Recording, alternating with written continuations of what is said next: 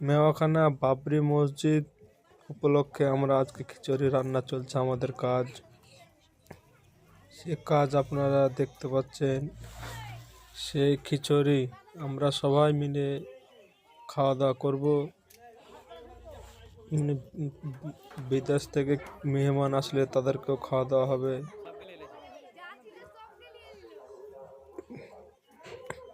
6ই December আমাদের মুর্শিদাবাদ বাবরি মসজিদ উদ্বোধন উপলক্ষে আমরা খিচুড়ি রান্না হচ্ছে। আপনারা সে খিচুড়ি দেখতে পাচ্ছেন।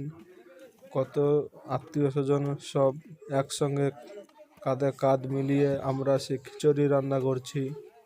সবাই ছোট বড় সবাই মিলে আমরা সে খিচুড়ি রান্না করছি, আপনারা দেখতে পাচ্ছেন।